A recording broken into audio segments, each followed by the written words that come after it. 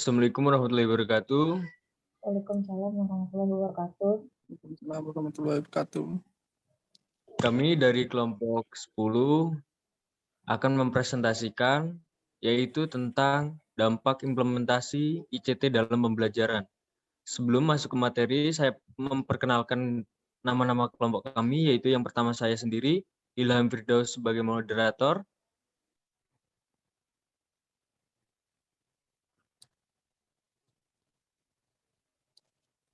Jawab gimana? Lanjutin.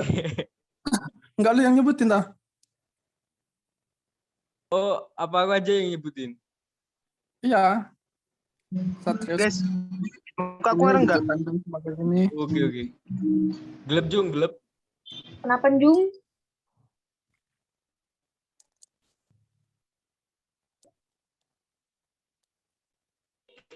Ulang ya, ulang. Ini ada enggak? Ada.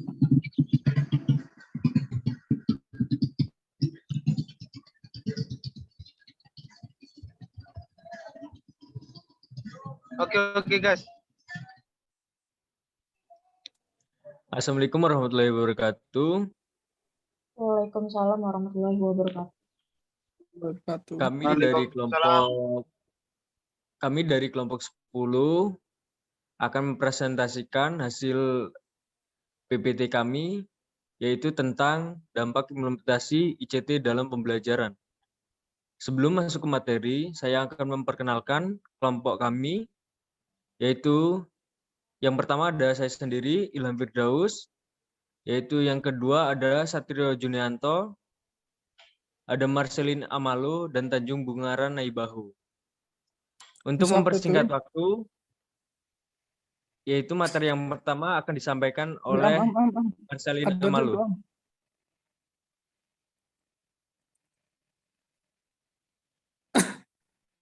Baik, terima kasih kepada moderator. Saya di sini akan menyampaikan materi pertama, yaitu ICT untuk mendukung pembelajaran klasikal. Pembelajaran klasikal merupakan kegiatan pembelajaran yang tergolong efisien.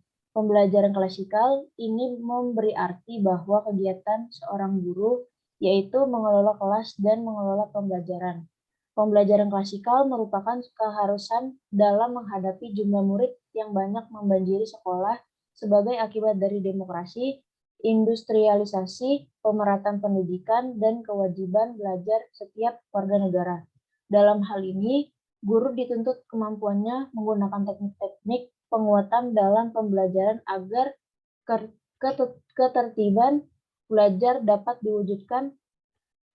Pengajar klasikal dirasa lebih sesuai dengan kurikulum yang uniform, yang dinilai melalui ujian uniform juga. 5 langkah model pembelajaran klasikal dengan pendekatan saintifik yang dapat dijelaskan sebagai berikut. Yang pertama, mengamati kegiatan belajar yang dilakukan, yakni siswa membaca, mendengar, menyimak, melihat tanpa atau dengan alat. Yang kedua, menanya kegiatan belajar yang dilakukan, yakni siswa mengajukan pertanyaan tentang informasi yang tidak dipahami dari apa yang diamati atau pertanyaan untuk mendapatkan informasi tambahan tentang apa yang diamati. Yang ketiga, mengumpulkan informasi. Kegiatan belajar yang dilakukan, yakni siswa melakukan eksperimen, membaca sumber lain selain buku teks, mengamati objek atau kejadian, aktivitas wawancara dengan narasumber.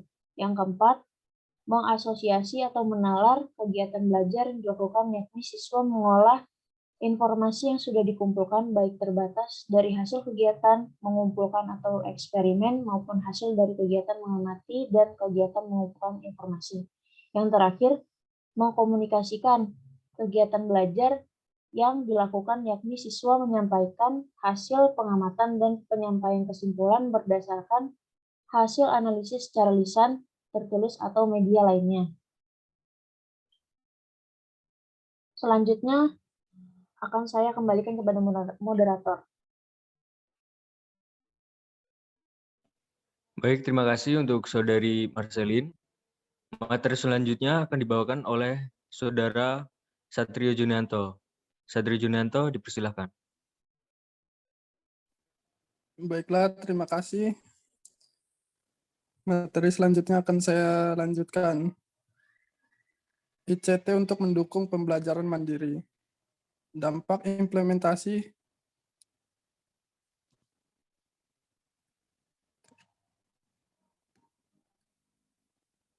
revolusi teknologi masa kini, khususnya komputer dan internet, telah mengubah cara pandang dan berpikir secara praktis dan efisien.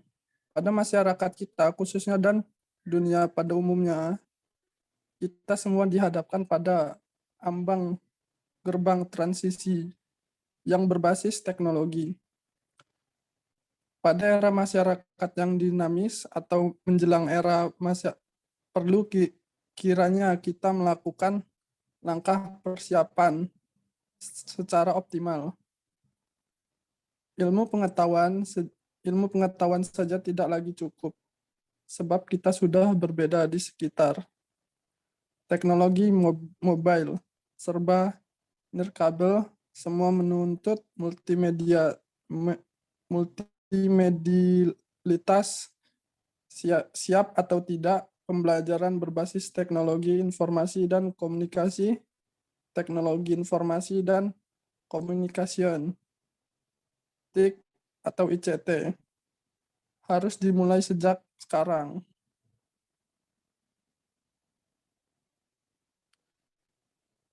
Selanjutnya, mendayagunakan teknologi komunikasi dan informasi di sekolah adalah salah satu upaya untuk meningkatkan mutu pendidikan di Indonesia. Berbagai penelitian baik di dalam maupun di luar negeri menunjukkan bahwa pemanfaatan bahan ajar yang dikemas dalam bentuk media berbasis ICT dapat meningkatkan kualitas pendidikan. Bersamaan dengan itu, pada generasi e-learning ini, kesadaran masyarakat akan proses belajar mengajar dengan menggunakan media ICT akan semakin besar. Oleh karena itu, perlu ditumbuhkan kesadaran masyarakat untuk lebih memberi perhatian pada peningkatan kuantitas dan kualitas media pembelajaran berbasis ICT dan pemanfaatan di Indonesia. Inovasi pembelajaran yang harus berkembang tiada henti menuntut kita untuk terus berupaya memperbaiki kuantitas pendidikan di negeri ini, diantaranya dengan menggunakan penerapan ICT untuk menunjang pembelajaran mandiri.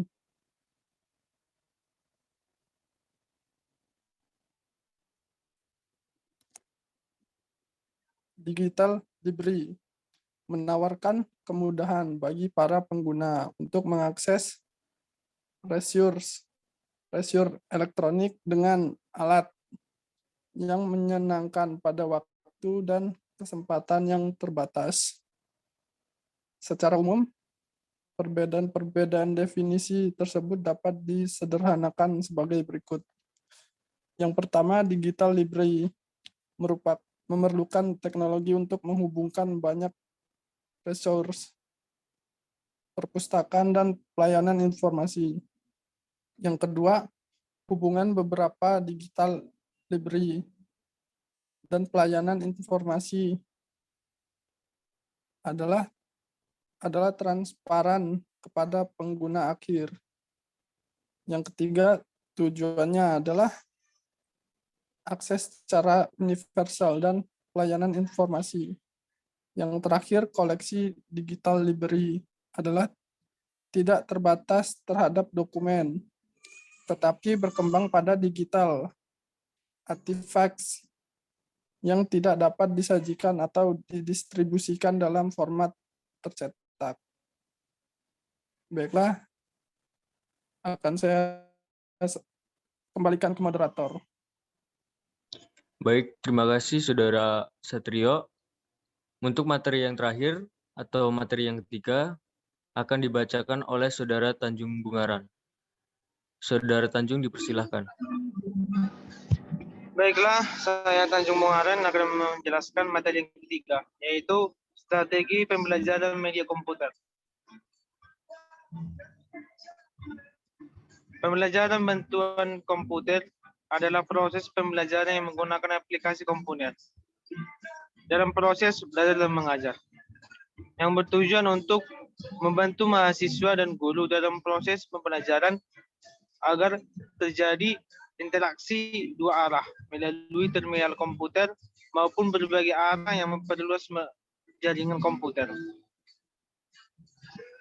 Dan juga diperluas fungsinya melalui interface multimedia.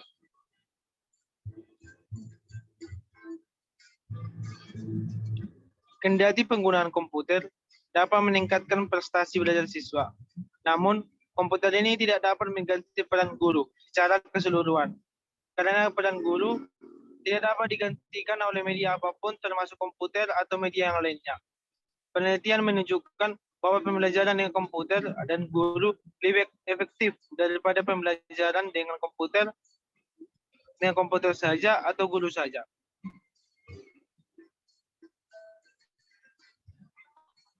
Dalam pembelajaran komputer ini memiliki ciri khas, yaitu satu siswa duduk di depan komputer dengan siswa tersebut menggunakan keyboard untuk memberikan pendapat atau informasi ke dalam komputer. Dan kedua, informasi atau materi pembelajaran disajikan untuk para siswa dan siswa bisa menyerap materi secara selus mungkin.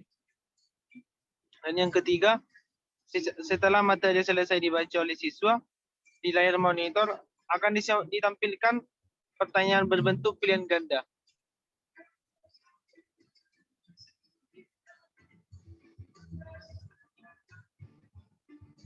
Yang selanjutnya, satu, mengajarkan atau ajaran.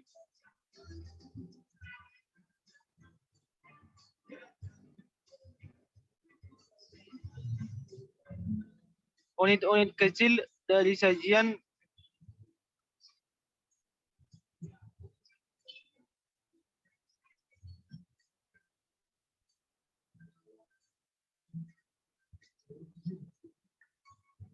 seringkali latihan diperlukan. Diikuti umpan balik langsung. Yang kedua, desain atau rancangan untuk menetapkan keandalan program media pembelajaran. Yang ketiga, untuk tiap pelajar, program menyediakan perseorangan melangkah dan melalui beberapa cabang. Yang keempat, melalui penerapan dan prinsip-prinsip ilmu pengetahuan tentang belajar manusia.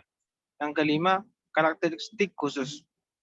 Karakteristik khusus ini adalah karakteristik pelajaran dan pengajaran bantuan komputer yang mengacu pada masing-masing modul pembelajaran.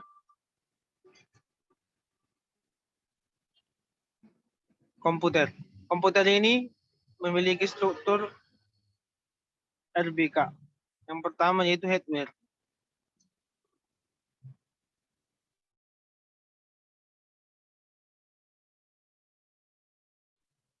Yaitu komputer dan pelanti pendukungnya.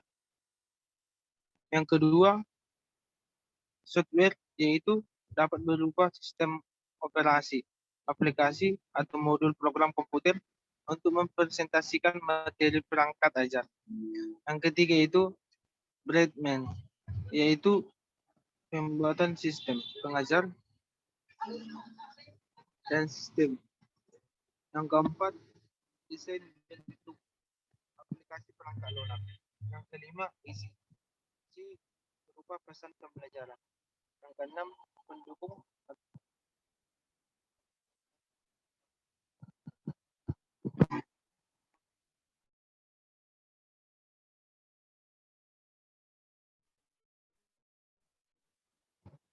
keseluruhan komponen dan struktur di atas berintegrasi dalam sebuah program dengan memperhatikan kemudahan pengoperasian. Demikian Saya kembalikan ke moderator. Terima kasih. Mungkin itu saja presentasi dari kelompok kami. Kurang lebihnya mohon maaf. Kami akhiri. Wassalamualaikum warahmatullahi wabarakatuh. Waalaikumsalam warahmatullahi wabarakatuh.